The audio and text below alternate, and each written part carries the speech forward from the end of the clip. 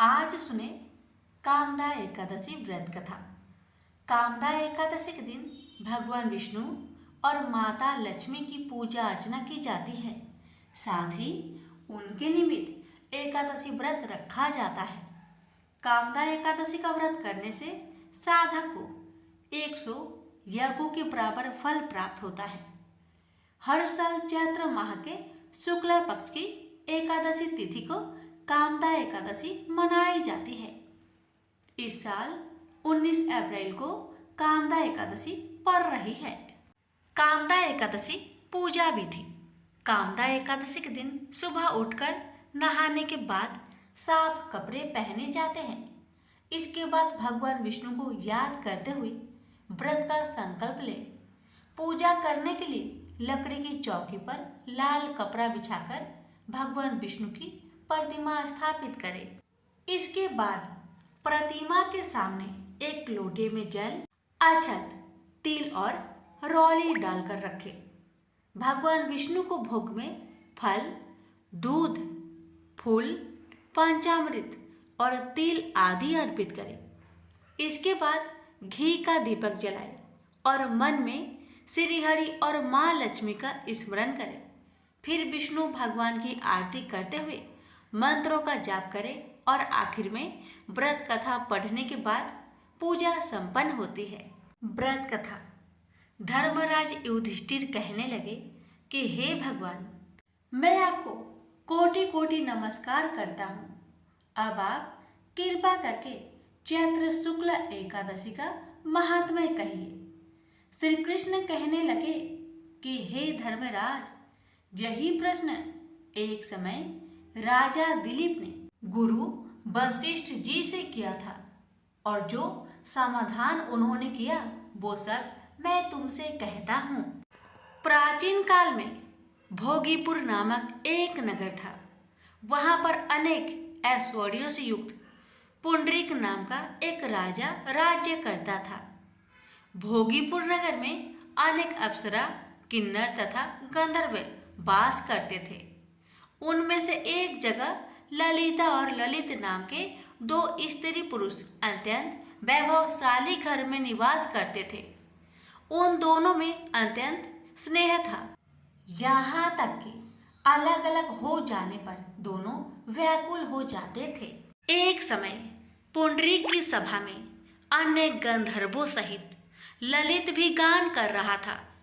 गाते गाते उसको अपनी प्रिय ललिता का ध्यान आ गया और उसका स्वर भंग होने के कारण गाने का स्वरूप बिगड़ गया।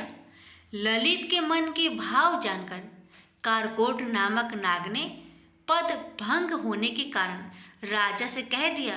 तब पुंडरीक ने क्रोधपूर्वक कहा कि तू मेरे सामने गाता हुआ अपनी स्त्री का स्मरण कर रहा है, अतः तू कच्चा मांस और मनुष्य को खाने वाला राक्षस बनकर अपने किए कर्म का फल भोग। पुंडरीक के श्राप से ललित उसी क्षण महाकाय विशाल राक्षस हो गया। उसका मुख अत्यंत भयंकर, नेत्र सूर्य चंद्रमा की तरह प्रदीप्त तथा मुख से अग्नि निकलने लगी। उसकी नाक पर्वत की कंदरा के समान विशाल हो गई और गर्दन पर्वत के समान लगने लगी। सिर के बाल पर्वतों पर खड़े वृक्षों के समान लगने लगे तथा भुजाएं अत्यंत लंबी हो गई। कुल मिलाकर उसका शरीर 8 योजन के विस्तार में हो गया। इस प्रकार राक्षस होकर वह अनेक प्रकार के दुख भोगने लगा। जब उसकी प्रियतमा ललिता को यह वृत्तांत मालूम हुआ तो उसे अत्यंत खेद हुआ और वह अपने पति के उद्धार का यत्न सोचने लगी। वह राक्षस अनेक प्रकार के घोर दुख सहता हुआ घने वनों में रहने लगा। उसकी स्त्री उसके पीछे पीछे जाती और विलाप करती रहती। एक बार ललिता अपने पति के पीछे घूमती घूमती विंध्याचल पर्वत पर पहुंच गई, जहां पर श्रृंगी ऋषि का आश्रम था। ललिता शीघ्र ही श्रृंगी ऋषि के आश्रम में गई और वहां जाकर विनीत भाव से प्रार्थना करने लगी। उसे देखकर श्रृंगी ऋषि बोले कि हे सुभगे, तुम कौन हो और यहाँ किस लिए आई हो? ललिता बोली कि हे मुने, मेरा नाम ललिता है। मेरा पति राजा पुंडरीक के श्राप से विशालकाय राक्षस हो गया है। इसका मुझको महान दुख है। इसके उद्धार का कोई उपाय बतलाए। श्रृंगी ऋषि बोले, हे गंधर्व कन्या, अब चैत्र शुक्ल एकादशी आने वाली है, जिसका नाम कामदा एकादशी है।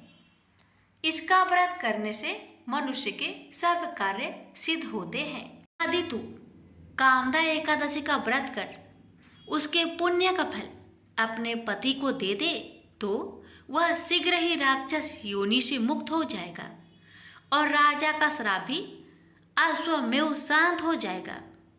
मुनि के ऐसे वचन सुनकर ललिता ने चैत्र शुक्ल एकादशी आने पर उसका व्रत किया और द्वादशी को ब्राह्मणों के सामने अपने व्रत का फल अपने पति को देती हुई भगवान से इस प्रकार प्रार्थना करने लगी, हे प्रभु, मैंने जो यह व्रत किया है इसका फल मेरे पतिदेव को प्राप्त हो जाए, जिससे वह राक्षस योनि से मुक्त हो जाए।